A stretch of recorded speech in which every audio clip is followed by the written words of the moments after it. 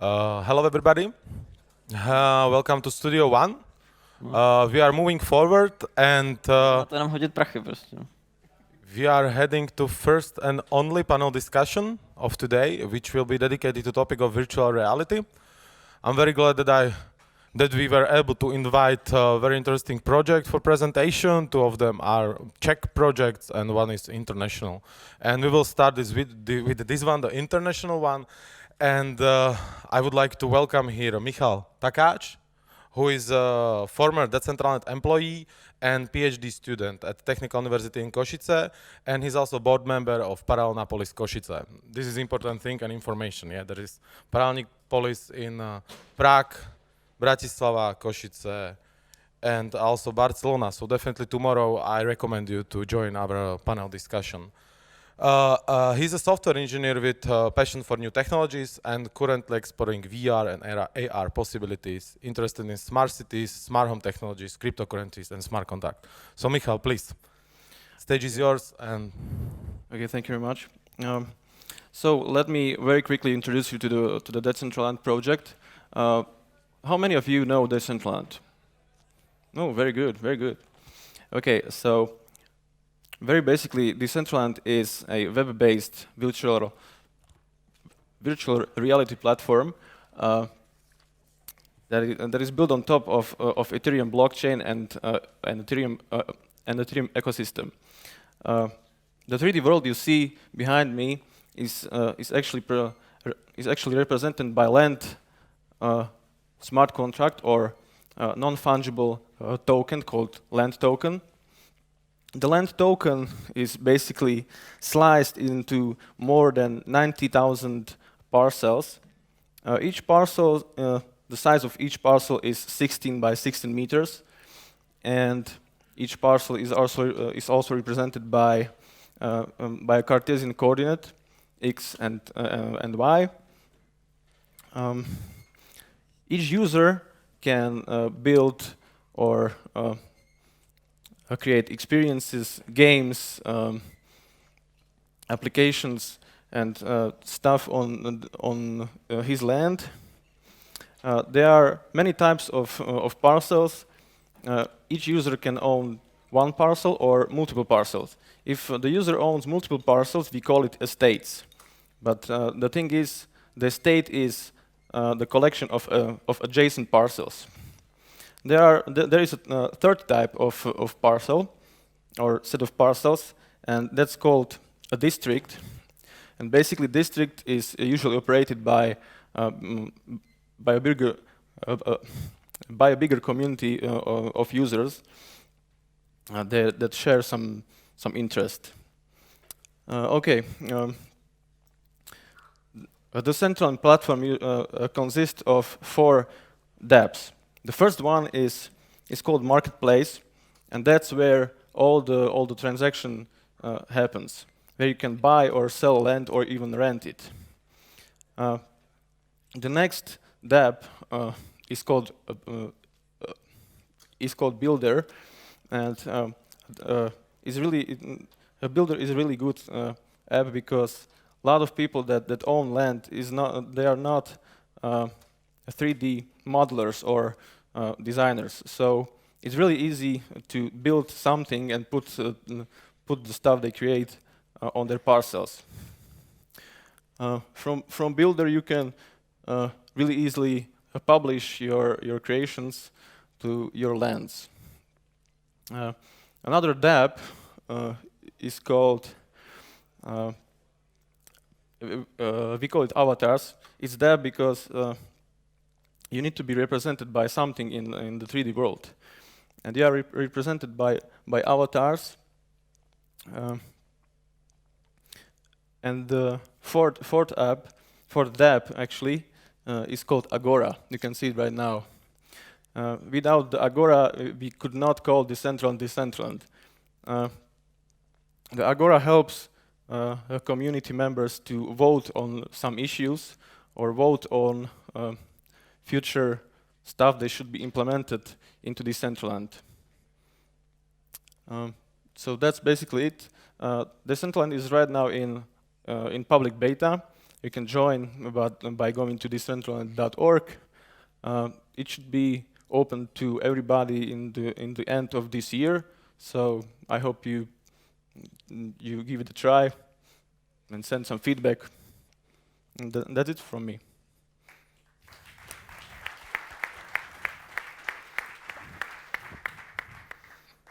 Okay, thank you, Michal. Thank you for bringing Decentraland into this VR topic. And right now, I would like to invite Artur, Sychov, who worked as an investment trader for years before becoming an entrepreneur. He's the founder and CEO of Somnium Space and angel investor. He has founded several startups and holds several patents for hardware invention, which he has implemented into the market. Artur strongly believes in the ultimate future of the virtual world, which is something... Amen.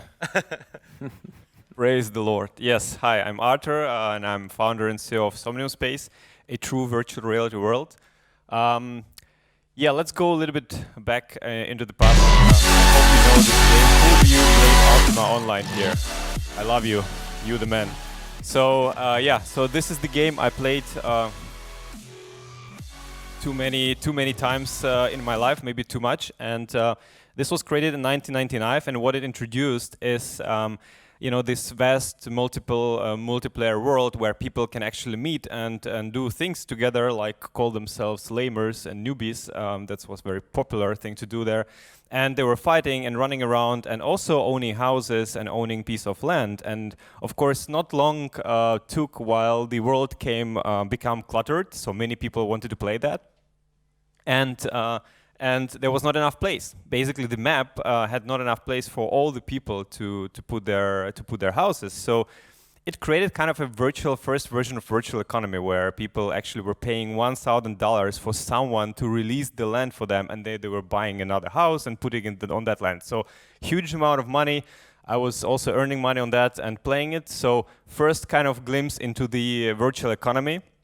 People were trading a lot of potions and swords and a lot of items in general. So yeah, very interesting game. Now fast forward to 2003. I guess you all know Second Life, which is a very popular platform, and it introduced a little bit of 3D graphics, kind of like what you've seen just in Decentraland. So people were able to go in 3D, walk around, and stuff like that. And it also had land ownership concept, and it also had an ability for people to actually trade some items and do some cool stuff. And that cool stuff actually still generates more than $500 million turnover for Second Life, even in 2018. Yes, this game still exists. And this is an amazing thing. People are able to earn net profit of 60 million players to their pockets. So that's an amazing stuff. Now we of course ask ourselves, what's next? What is beyond Second Life and simple 3D environments? What is beyond that? and of course we believe that's virtual reality. That's something which should be in VR and the place where you will be able to immerse yourself. But in order to build something in VR, it has to have kind of three stages and three things to come together. And first of that is it has to look great. It has to be, you have to have stunning visuals in order to trick your brain to believe that you are inside that world. So the beauty of virtual reality world is that when you put the headset on, you believe that you're inside that world.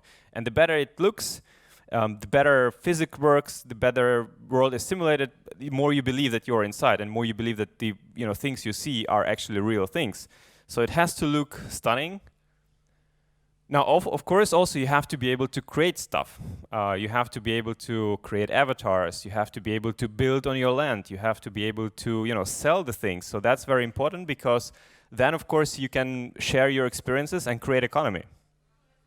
So coming to the economy, you have to be able to fully own things you create. And in order to do that, you have to kind of, it has to be on the blockchain because that's the only way how you can truly own some items inside the game today in 2019, let's say. Now, I guess I don't need to explain you that, but let's have a look at a quick example. What's happening with all the games you're playing today? Any game you play has this thing. Everything you own in that game, and you played for years. I mean, I played Ultima Online for 10 years, and everything I owned was on my account on the server of that company. And once the company decides to ban me for whatever reason, and unfortunately for me, they decided to do so, I lost everything, literally. I lost 7 years of my work and thousands of dollars of virtual property I owned, and I have nothing. Now, on the other hand, in the decentralized economy, if it's on blockchain, you own all the tokens, all the items, be it a land, be it a car, be it a sword, be it whatever you created or someone else sold you, you own that. So even if we as Somnium Space decide to ban you, again, for whatever reason, whatever you do, you can still go and resell those items to the marketplace and get your money back. Or you can be even more tricky. You can actually create a new account, transfer from one wallet to another all the items, and enjoy playing under the new account. Of course, don't do it, but you can still do it. Now, that's an example of integration of blockchain inside virtual reality world. We all know CryptoKitties. Who knows CryptoKitties? Beautiful. So now you can put your CryptoKitty inside virtual reality and actually play with your kitty. So this is our builder. You choose your parcel, and you can just place the kitty if you have it in your wallet. Because our client recognizes your wallet, you connect to the client, and then he scans on the items you have, and then you have your kitty, which looks at you, runs around, and you can actually experience that in full virtual reality. And it's pretty fun, I must say. It kind of breathes new life into something you all know. And I knew this is my kitty, by the way, not for sale. So yeah, that's one of the things we're working on. So what we're building kind of a virtual reality world which is persistent. So all the players are all the time in the same server. We don't divide people into sub-servers, mirrors, or whatever you know from other games. All are in the same huge world, which is partially procedurally generated, and it's just beautiful. So that's our map. That's how it looks like. It's around about 6 square kilometers, so it's more than it's written here. This is Somnium Waypoint. This is what we've built as Somnium Space. This is kind of the only experience we have under our control. The rest is controlled by players. Again, every item, every parcel of the land is on a token, so it's an ownership of the players. So this is our waypoint where you can visit planetarium, you can go to shopping mall, arcade hall, play some bowling. You can actually have fun, and we're adding some features all the time. So one of the examples which we are launching this October is the new planetarium, which is kind of 20 minutes of professionally narrated multi-video experience.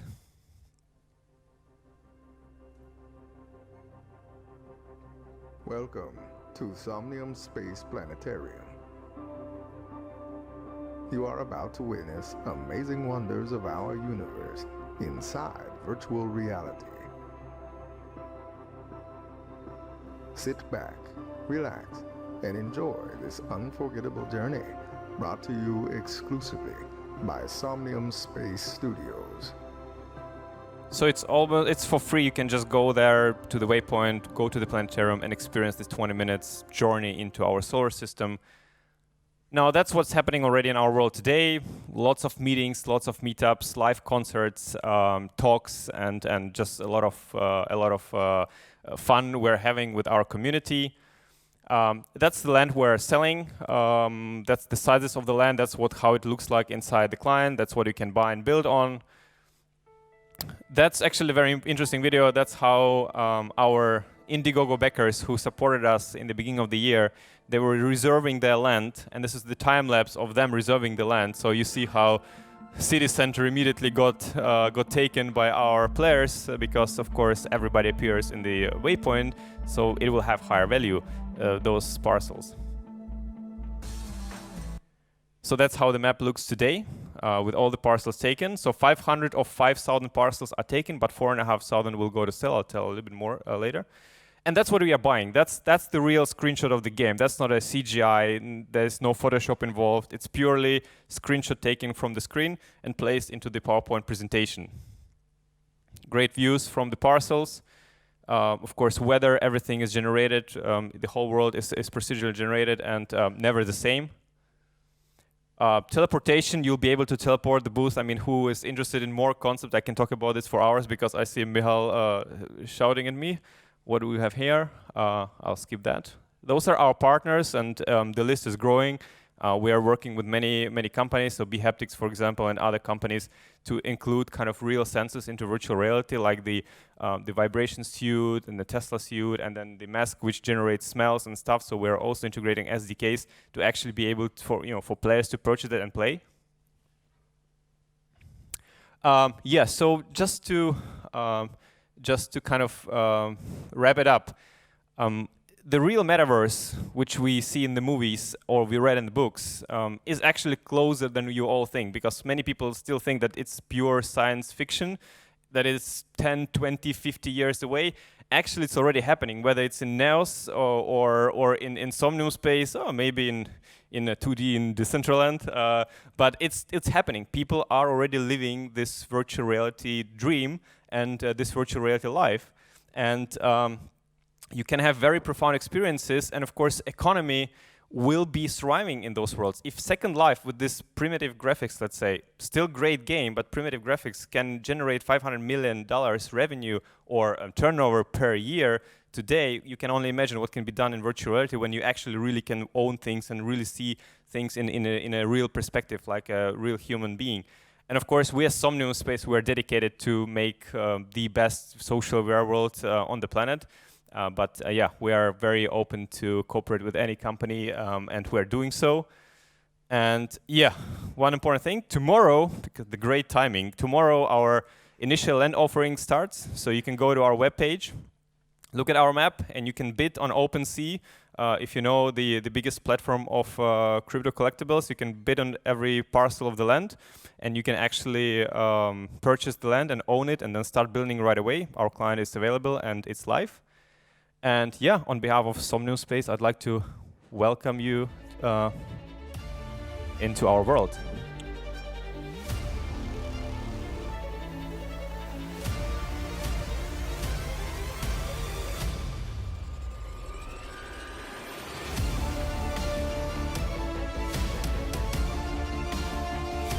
Hey, congratulations! You got a Model 3 reserve today, first time ever in virtual reality.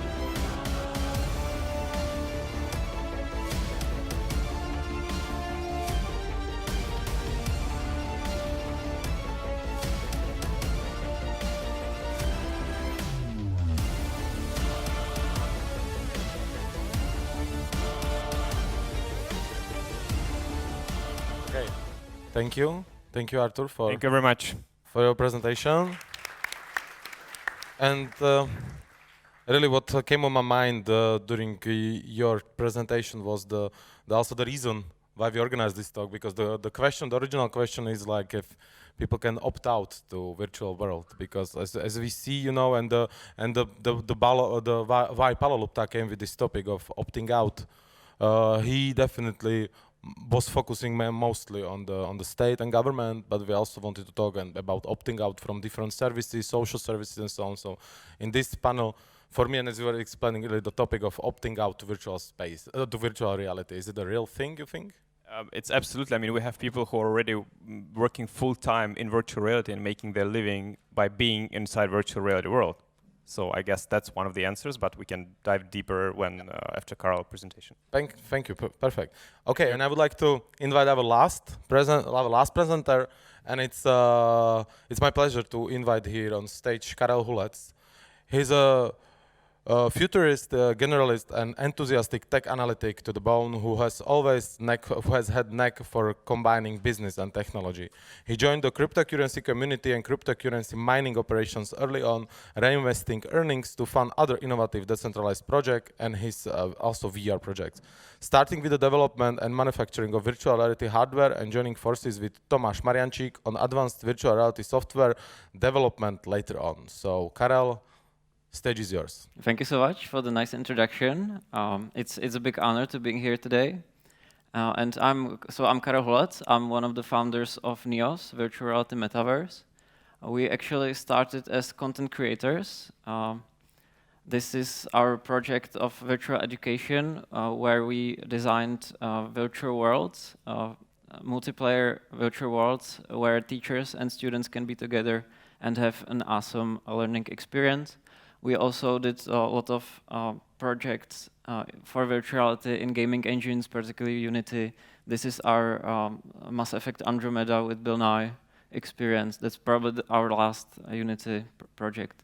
And so when we were tasked with this immense task to create educational worlds, multiplayer educational worlds that will last for tens of years, and a lot of people will learn in them, then we were searching for a platform where we could scale this effort with a lot of collaborators, a lot of creators, schools, and we found ourselves in need of a new platform for social virtual reality.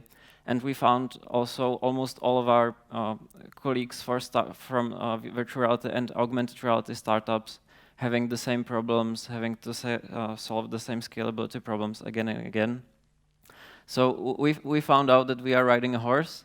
Horses are great, but they are not made for human transportation. We wanted a car, something that's really made for the purpose, for social VR.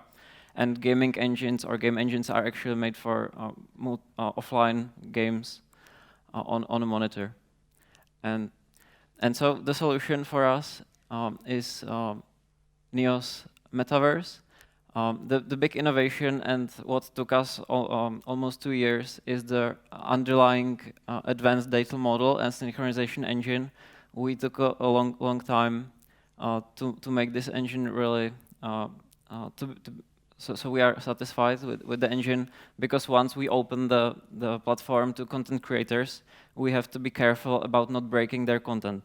So if you want, so we had to make it really scalable, really future-proof, and make sure we can develop the engine to both in terms of user sizes of the worlds and scales, and not break existing contents of content creators that rely that their content will work on our platform.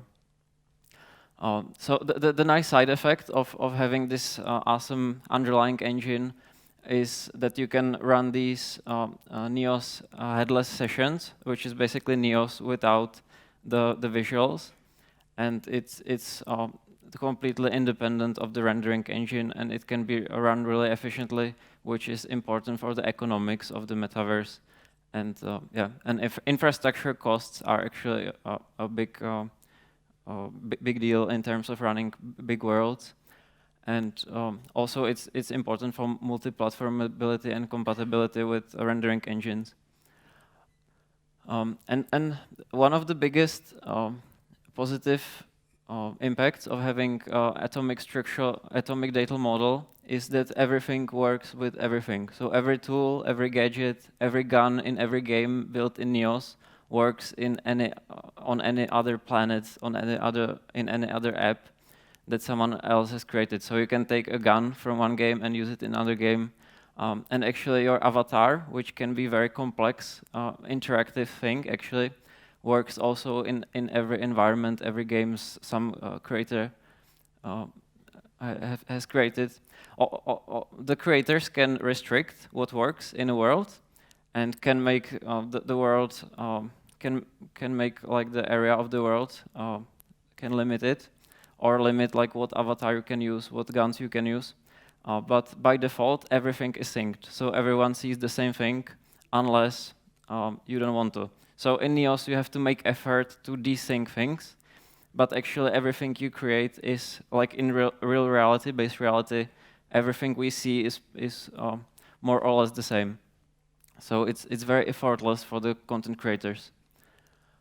You can see our avatars are very advanced, probably the most advanced. We have full body tracking, finger tracking. We have also full facial mimics, but there's that's a bit problematic to actually get the data. The cameras you can use for that are not easily available right now. And you can actually use almost everything as your avatar, even like non-humanoids. And you can actually like attach a lot of gadgets and have a lot of functionality in the avatar, have a lot of tools. and have it real interactive. Yeah, we also have eye tracking, spatial audio. Yeah. Some universities use NEOS. This is University of Sydney. They have actually the whole campus in NEOS, and they do a lot of research. Mostly their human factors lab. They research how people behave in emergency situations and how to make better environments. And we have also universities in Israel, in Prague also. We are growing metaverse in terms of user base. When you come to NEOS today, you can meet about 40 people at most times who actually wear a VR headset. And it actually makes sense in NEOS to be present inside, not on a monitor, but really to have a VR headset and have two hands, because the interaction and actually also content creation is done from within. So not on a monitor by clicking a mouse, but really you create virtual spaces in NEOS, for NEOS in NEOS. So you really need your hands, and you have creative tools that also are created inside, and you can share the tools. And yeah. So we have our own cryptocurrency. We think that our role as a metaverse, as a meta-universe, is to manage the universe economy. So we have minted so far almost 2 million NEOS credits, and there's only going to be 50 million total. Most of that is our Patreon supporters or like early supporters. We don't market this much right now. It's not listed on any major exchanges yet. In terms of like fungible items, we are looking for technical solutions, how to solve like people stealing the items, because you can easily unpair the asset from its hash, and you actually can store the assets on a blockchain, because the blockchain will get huge, right? And so we are looking for solutions how to detect like asset that has been modified just a little bit, so the hash is different and it doesn't pair. And we don't sell property. We think it's like the role of world. So in terms of like Somnium space, it makes sense because it's like a limited world. But in terms of NEOS, we don't manage the world. We just manage the platform more or less. So our role is having the economics tied together, but not really managing the world. Yeah. We'll be releasing by the end of the month, by the end of the year, a metaverse training experience where you can come and learn how to participate in NEOS. Right now, NEOS is used mostly by professionals, mostly by people who know someone who taught them to work in NEOS. The UI will get a big redesign pretty soon also. And we have a crazy vision.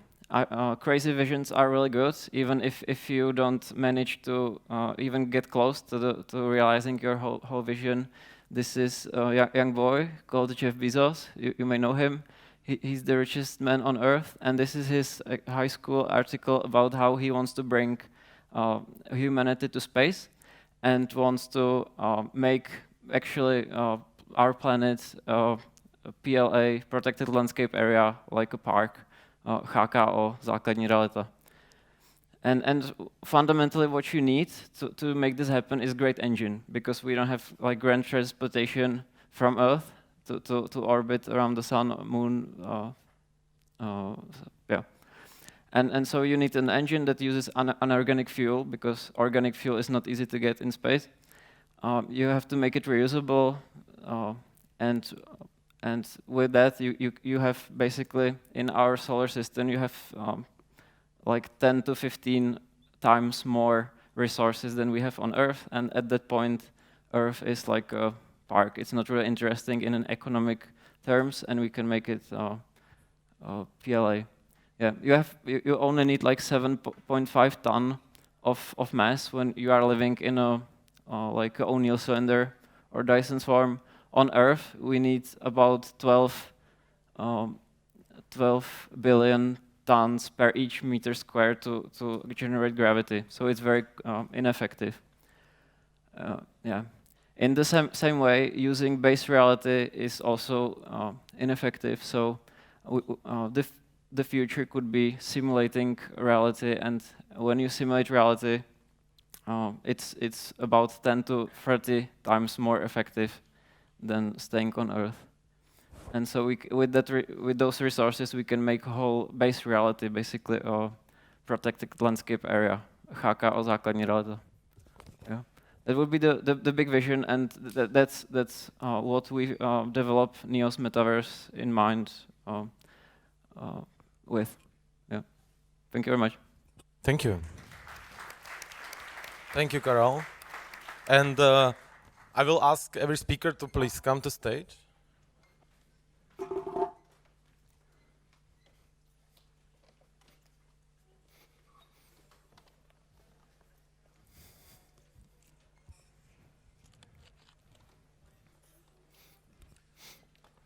I have a few questions which are already ready, but I also would like to ask you, audience, to join us later on with your questions, because you know, this is how it should be. You know, that you are involved in this discussion.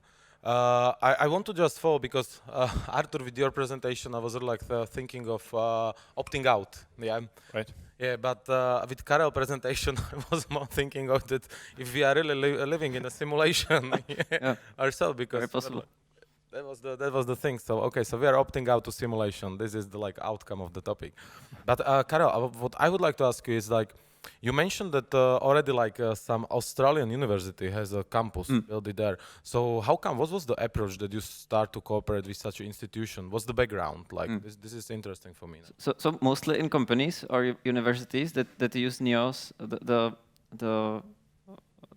thing that makes it happen is really a single person who found out about Neos in their spare time. So we don't market it to people. It's just like our users happen to work at a university, and then they implement it in their workplace.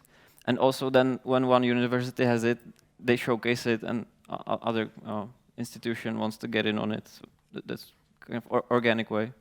Yeah, we have also an example. I mean, exactly as Karel says, just they find out, and in our case, it's they are indicators in VR. It's a group of professors in universities from UK to Australia to United States, and they found out about Somnium, and then they just bought land, and they want to build school there. So exactly, they just find out about that, and they start using it. That's very cool. Maybe Artur, you could tell us more a little bit about your approach to the corporations and how you involve the corporations into your Somnium space. Very simple. It's open for anyone to use, right? So tomorrow, everyone can just go and bid for the land, buy the land, and start building. Whether it's a corporation or a private citizen or a person or a bunch of people, friends, whatever, they can just start building, and we don't control basically who is there. They don't need to go through KYC or anything like that. They just can, buy and start building. Perfect. Michal, and I have a question for you. I know that you are in a little different position, because the Karel and Artur, they are like the creators, like the owners or the people behind, and you worked for Decentraland. Yeah. You as a developer helping to develop the project. But I would like to see from like your point of view, is it like possible to build such a like decentralized VR project, this or any in the future? As a developer? Well, definitely, yeah. But in our case, we were in different position, because at Decentraland we decided to go with the open platform, the web. So we actually moved in a loop somehow, and it took us really long time to actually develop something usable. And even right now, you cannot have full VR experience, even when we launch in the end of the year. It's mostly like a mobile-based VR, I would say. So yeah, it depends on what platform you choose, and you need to choose wisely. So yeah. Okay. Uh, my we were discussing before, and what I was looking interesting. You were all referring to the communities, like how, like maybe little describe like the community, like how you have you built it, like what was the important thing where you are focusing on, like any of you if you like to, because I think I see that the community in this is very important, like. I think it's 100% the most important thing. And we chosen a different approach than, like, for example, Decentraland. We decided at first we released the product. So we released our first version of our vision. And then people started to download it, started to play. And they, of course, they had a lot of comments. They had a lot of thoughts. They liked a lot of things. And then we took that information from them, so we started to grow. We took that information, and that's why we're releasing the new version, which is 50 times better than what we used to have. And while we were building it, the community has grown. We were all meeting in VR all the time. And then when we ran our Indiegogo campaign and Sydney VR campaign, so we just sold like $200,000 worth of virtual land at that campaign. Just in the beginning, we did no advertising. We didn't spend a single dollar advertising anything. It's just word of mouth, people supporting people.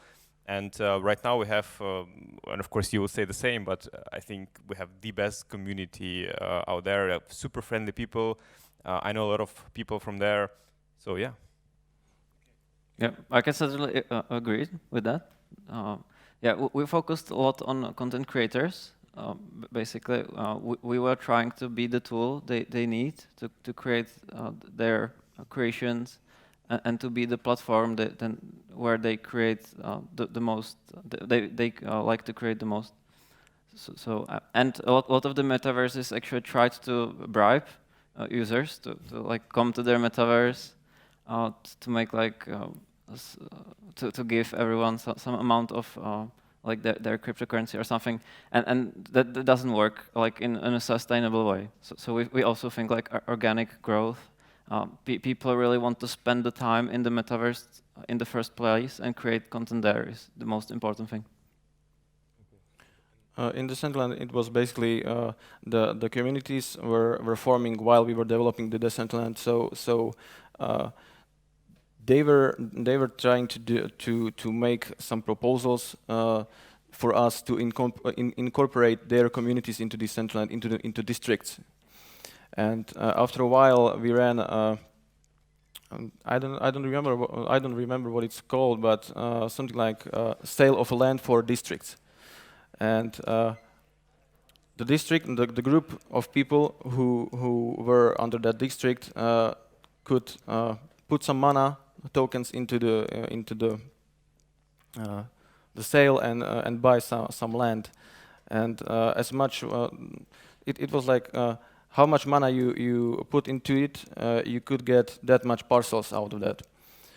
So that's how the communities formed their parcels and their land. Thank you. I see that on one hand that's why I like ask about the community, because I see it's very very important, but also I think it's very much also like the importance here is like personal experience of the user who is getting into metaverse. And Artur, when we met first time and you will introducing me your project, like I have to be the person and I have to try to ask it, you know. I didn't plan it, but you know, you have to sometimes. Should. Did you have a date in virtual world? Would you go for a date? Hey, I mean, I'm married, all right, 2 kids. But if I browse in my dark past in Second Life, I did had a date in Second Life, and actually dated a girl in Second Life, like long time ago. And my dream from Ultima Online in 1999 was always, you know, reading all the books, was always to kind of be on the other side of the monitor. And the virtual reality, a true virtual reality, is the only way how to achieve that. So when I was dating that girl and was sitting and watching the sunrise, a very basic sunrise in Second Life, it was great. But you know, the dream was to actually be there. And right now with Somnium or Neos, it's possible. It's finally possible to actually be and touch people and, you know, shake hands and do stuff together. So that's why we are building it. Yes, so that's directly leads to the other like question, like what's the limitation of VR right now? We were discussing it before, like what's the limitation of? Yep. So VR has a lot of possibilities. Like Artur mentioned, like meeting people is awesome, and also it's environmentally sustainable. So if you have to fly somewhere to meet someone, it costs a lot of resources. So actually, that's what virtual reality is awesome for, and remote collaboration in general. Yeah, and I think the limitations right now are mostly hardware limitations because there's not like an augmented reality device everyone would like to wear and buy and use, nor a virtual reality device. The headsets are pretty big and uncomfortable to wear like long hours. So definitely better hardware devices, that could be one of the limitations. But you have to say the progress of technology in terms of hardware is amazing. Like every year we get better and better hardware. So I think the software may be slightly ahead here. But yeah, I think we're going to see pretty soon great hardware, like everyone is going to be comfortable wear a lot of the time of the day. And I think not only the headsets, but things like haptic suits, where like I had myself Tesla suit, which is one of the leading, let's say, haptic suits on the market, which basically you wear a full body suit, and then by using electrical impulses, it can generate or it can simulate to you that you feel heat or cold or touch. So like I ran through simulations where they were simulating, I was looking at the rain in virtual reality, and they were simulating raindrops on my shoulders, and you really feel it. Now, I tried that last year. That was a first generation suit. Now, if you just extrapolate it into 7-year or 5-year period, that suit will cost $500 and will be able to be in a home of every person. So again, combining VR headsets, which are getting better, just look at what Huawei just released, how it looks like with suits. Basically, we can put ourselves into VR and fully immerse ourselves, I would say, within 5 years, 6 years, definitely. Yeah. We're not so far away from this. If you take a look at the presentation Elon Musk did with Neuralink, then you can imagine even going further with neural interfaces, making the neural interfaces really usable in real life. That would be something we're really looking forward to. Already today, Samsung has earphones, like normal wireless buds, which put to the inner ear, they put electrical impulses, and now when you wear VR headset and you're sitting on the chair like I am, but you feel like you're flying, for example, you don't need even to walk, you just feel like you're flying. And it exists already today, and the only reason why they didn't release it to the public is the medical, whatever, certifications they have to go through. But imagine, and these earbuds will cost you 50, 100 euros, and suddenly you'll be able to feel like you're flying or falling or jumping inside VR, even though you're sitting on one place. I mean, that's already as close to Matrix as we can get. Okay, and Michal, what about you, like from? Yeah, I see still.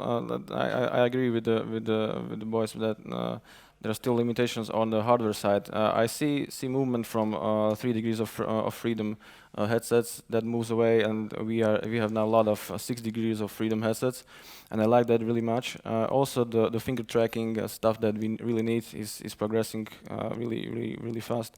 I saw Neos VR has good finger tracking right now, so I'm glad for that.